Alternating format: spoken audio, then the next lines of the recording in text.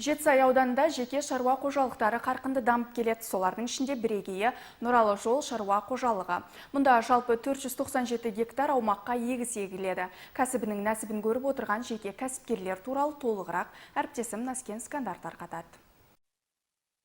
Шаруа қожалықтың құрамына кіретін Ерте агро жауапкершілігі шектеулі серіктестігі 33 гектар жерде жүзім шаруашылығын дамытып келеді. Мұнда Украина мемлекеттен әкелінген жүзімнің 9 түрі егілген.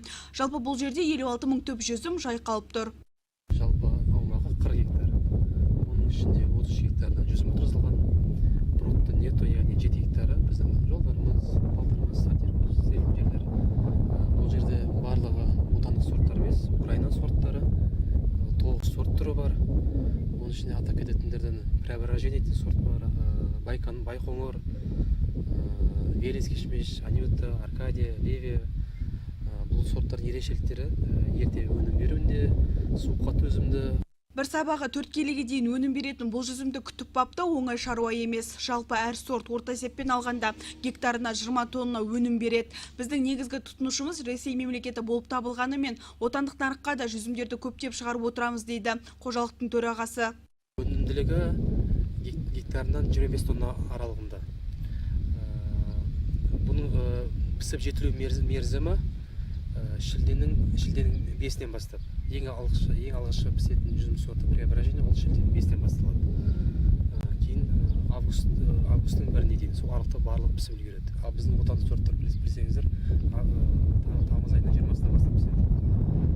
Ертең нарыққа кірген сайын жоғары бағада мақсатты жоғары бағада сатып қалу.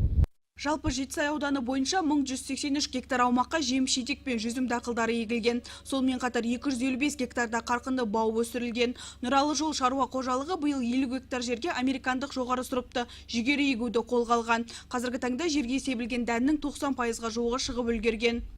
Жүгері егілгеніне қазір 10 күннен асып кеткен. Қазір тұсан толық шығып тұр. Пионер гибриді FAO 700 біздің регионға барынша вегетационный период дейді ғой. Вегетационный периоды максимально 130-120 күнді керек. Біздің жағдайда енді ол 130 болмайды, 115 күнге жетеді. Аталмыш шаруа қожалығы мемлекеттен берілетін субсидияландырудың пайдасын көріп отыр. Еккен өнімге кеткен шығынның тең жартысын ауыл шаруашылығын қолдаудың мемлекеттік бағдарламасы аясында қайтарып алады. Болашақта тамшылатып суғар әдісін кеңінен қолдана отырып, жүгері алқабының көлемін арттыруды көздеп отыр. Жетісай ауданынан Наскен Скандар, Асылбек Мансұрхан, жаңалықтар.